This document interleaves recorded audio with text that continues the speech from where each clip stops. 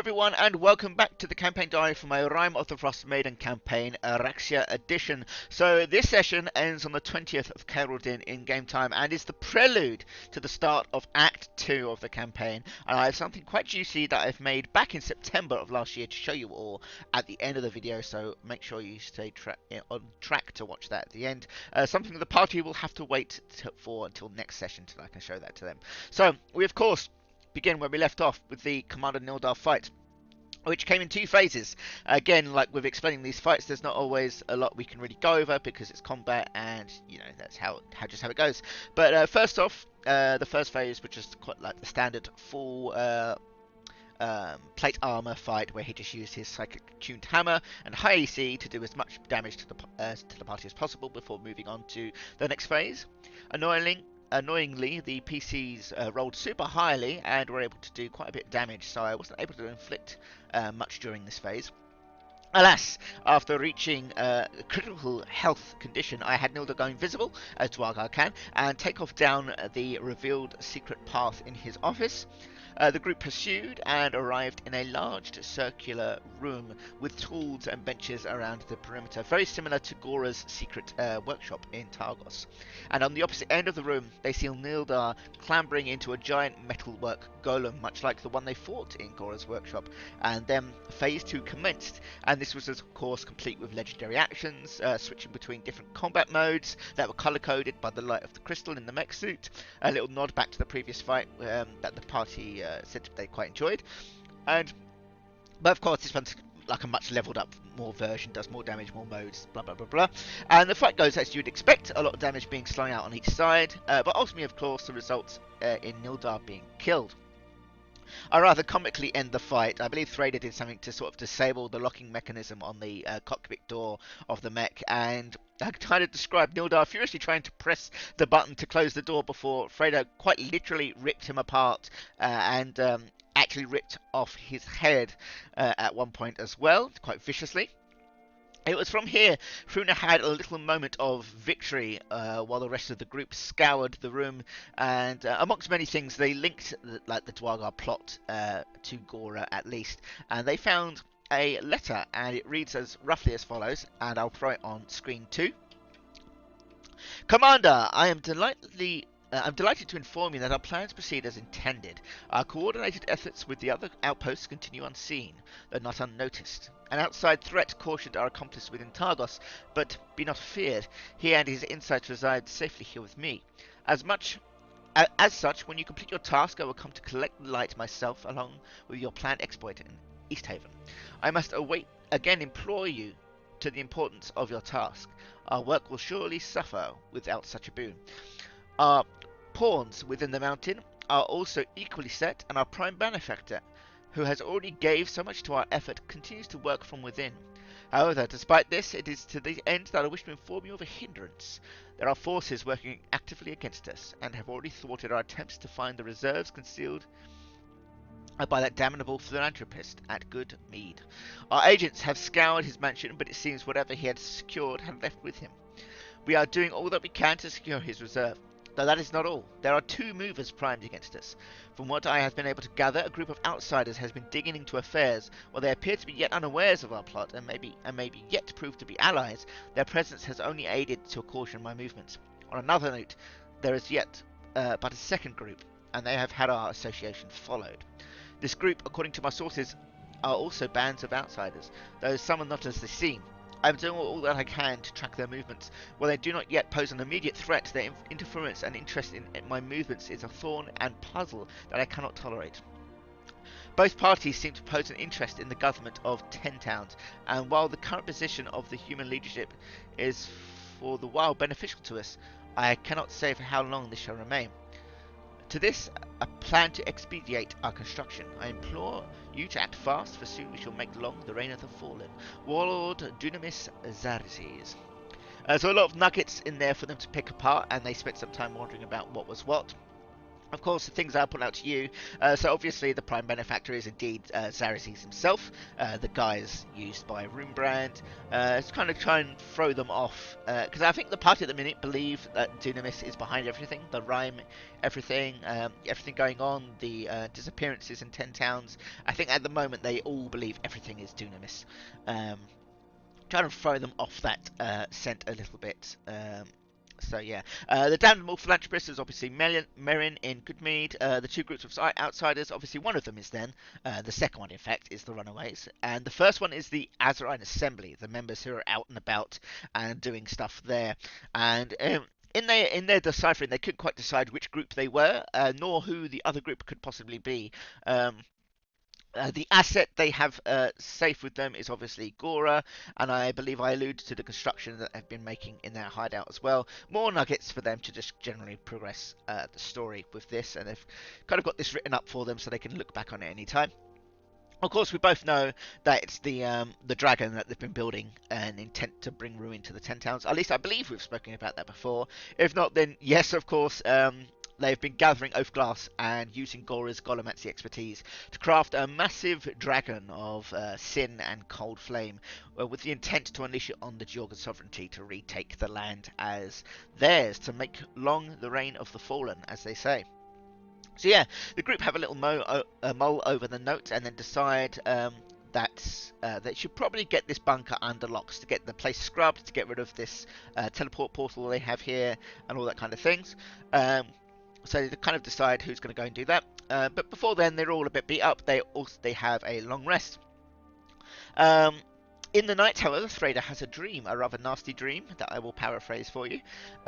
Basically, she sees her shadowy fiend catching up to her, and her vision is of like the bunker that she's in, being encased in darkness. She wakes up quite violently in the morning and rushes out, like screaming, out into the cold air, and begins just shouting out into the ether for a sort of perceived enemy to reveal itself.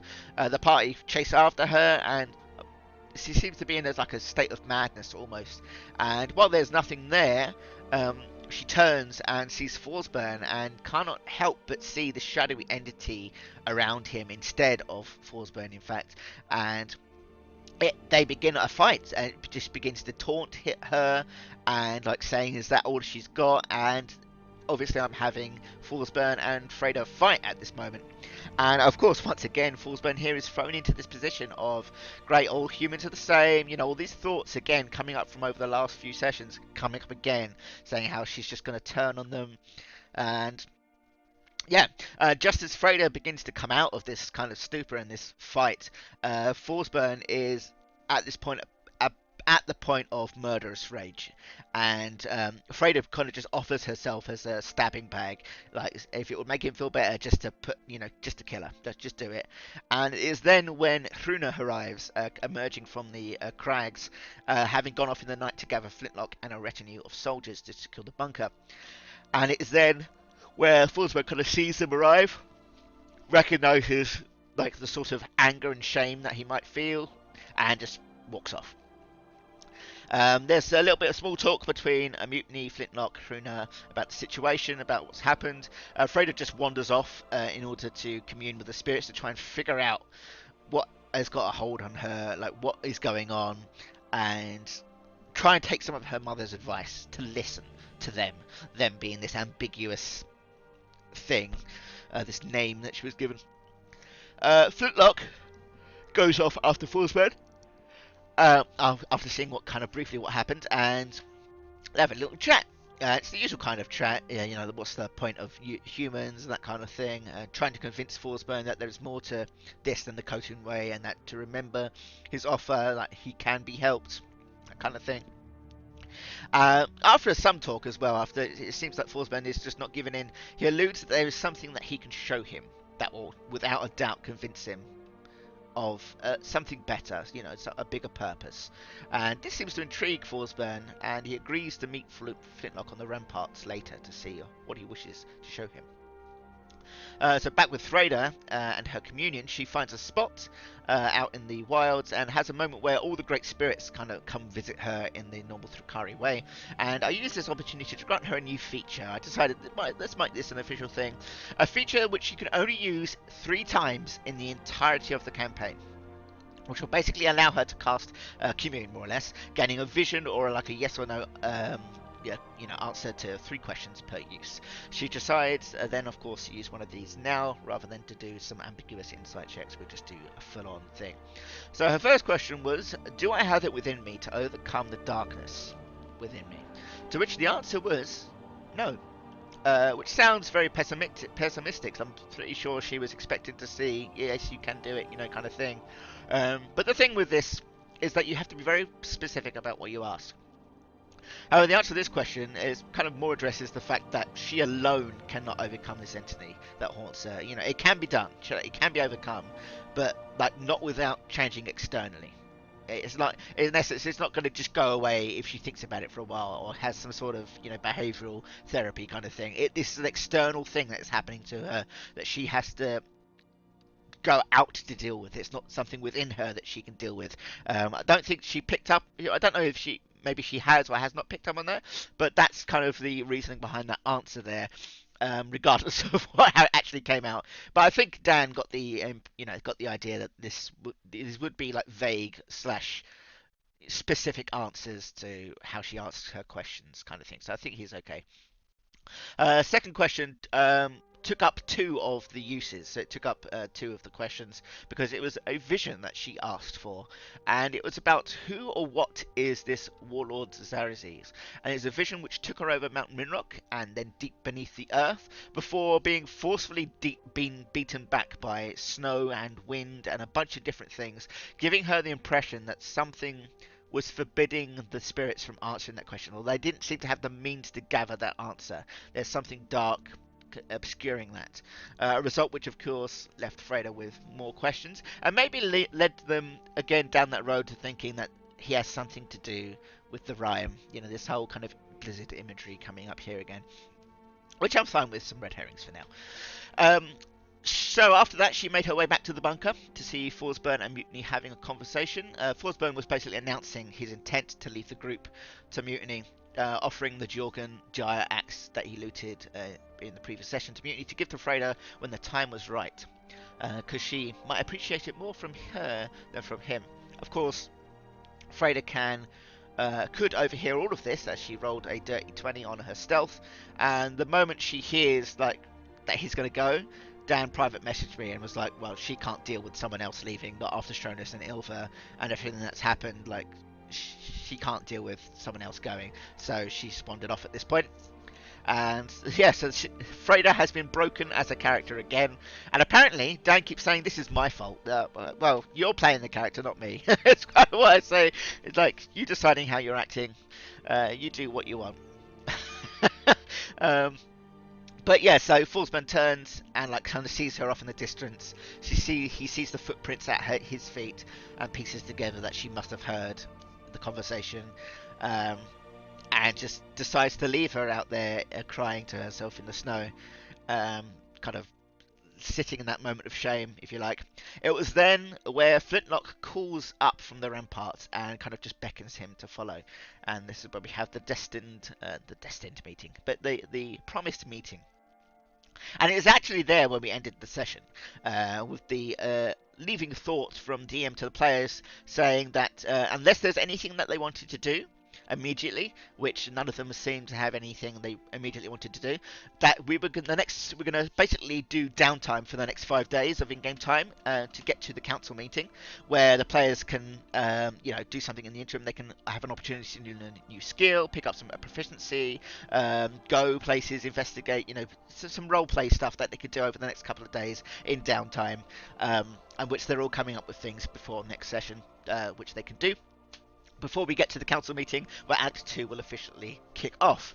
But of course, you're probably all wondering, what did Flintlock show to Forsburn? Well, Carl and I had a little after-game thing where we kind of role-played that encounter a little bit, just privately between us two. And so, it went a bit like this.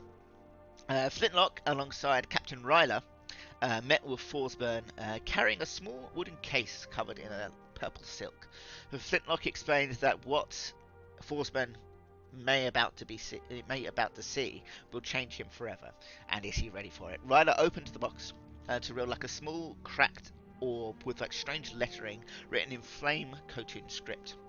Forsburn asked if this is what they found at the Ashclan territory. Flintlock basically just said, like, no, this is not what we found. This is something else. But like, you may see some stuff yourself if you're willing, if you're ready. Forsburn kind of reached out, touched the strange artifact, and his arm was immediately stricken with pain.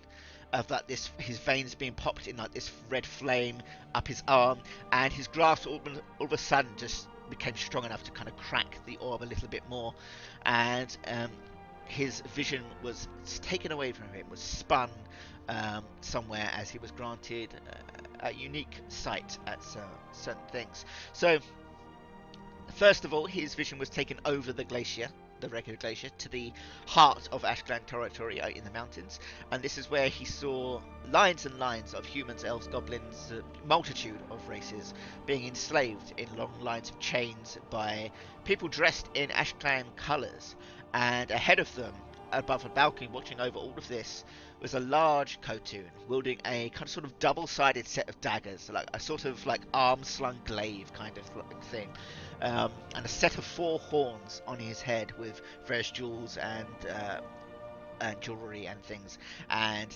instantly recognised by Forsburn as this is the legendary depiction of the Grand Khan, which is a myth in Khotun society, a legend that there is one of them who will unite all the clans and bring about the next age, the great age of the Khotun. Next, his vision is propelled forward far north to the Flame Clan lands, where he sees a raging volcano spout fierce fire, and a deep growl or a roar of some beast, some large creature beneath the earth. It's kind of just echoes in his head. It's louder than anything he's ever heard before. Then his vision goes to the glacier, the Record Glacier, and he hears the same noise come from beneath the earth, and before his vision is snapped back to reality. Flintlock kind of immediately grabs Forsburn's hand as he lets go of the orb and starts pushing for what he saw. He explains that not everyone sees the same thing, and he saw that Flintlock saw a great beast beneath the deserts of Rosnia to the south. Ryla saw something deep beneath the oceans near the islands of near the Isles of Dawn. This, he explains, is after some like back and forth, he explains this is what he believes to be the Khotun's great purpose, to combat whatever or whoever these beings are. Forsburn, however, they just can't stop thinking about the first vision, recognizing that while the legend of the Great Khan isn't ideal, it can be a dangerous one, especially in the hands of the Khotun. He thinks back to what he's been told about Khotun history, about the one time where his people believed in a god and how it almost undid their way of life. Forsburn knew that just like the mere belief in this guy being a Great Khan, regardless if it's true or not, was far more dangerous than anything he had seen up to this point. And that's the kind of thing he clung on to, like this whole, oh shit, we've got a Ash clan claimed to be the Great Khan, this could spell doom for a lot of people. And after that, I think Forsburn Conrad said he thought he'd feel more different. He thought he'd feel like more resolute in alongside ways. I did say to him, first off, your eyes are a different colour now. You have like a deep golden amber. He's got a few features granted by this thing. He's been given dark vision by the orb, and once per day he can also gain true sight for an hour, so he can see into the ethereal realm and things like that. But beyond that, it's more of this following conversation with Flintlock that opened his eyes to anything. Like I did say, like he does see things with more clarity now. Like there is like a small veil that's been lifted. He does feel more open to things, having gained this true seeing, if you like, or whatever it is. So Flintlock kind of just goes on, and I'll paraphrase it, to explain that the Khotun way of life, as Forsburn know it, is not what he believes it is to be a Khotun. He says, like quite passionately, that Khotun society is the greatest society on the planet, and like united they could literally achieve anything, they could overcome anything, and that is the part of the Khotun life that he is proud of. You know, that is what he is proud to be, is that Khotun ideal, not what the clans have you believe. And it's this what is seen, that there is like far more that than what they're told. There's far more to Khotun that they can offer to the world. And yeah, I think it's this is what Frostmaiden's clung on to, is this almost inspirational speech from Flintlock. I even explained to Carl, like when he's asked for like insight checks during this thing, that Flintlock truly believes, like with really good, with such benediction in what he says about this. And like if anyone, I kind of give this kind of plant the seed, like if there's anyone that could be a great Khan, it probably could be Flintlock, for the way he like speaks about things. So yeah, in short, that is where we're going to leave that one. A bit of a messy, because it's been about 3 weeks since the actual session, so I've kind of couldn't really remember much that went on. I've had a lot of scheduling issues. I've had COVID in the meantime, various other things. So apologies for that, but hopefully we'll be back on track soon. So yeah, that is where we officially leave off, and we'll pick up next time with the beginning of Act 2 at the council meeting and various other bits. So thank you as always for listening. This has been session 21, a prelude, and we will see you guys next time. And stay in tune now for a little sneak peek at the trailer for Act 2.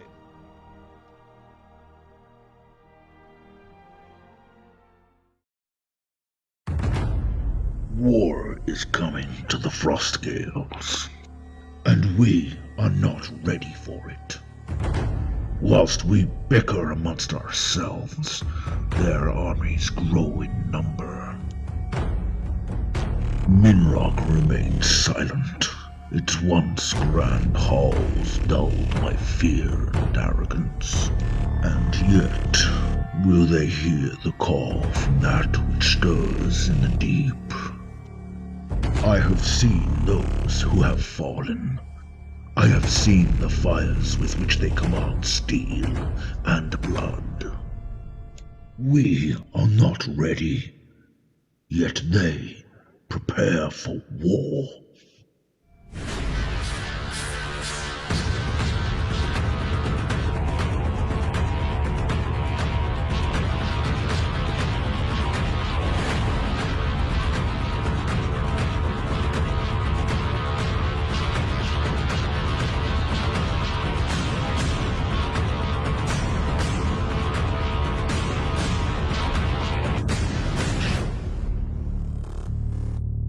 I have seen what they have forged in that abandoned hall.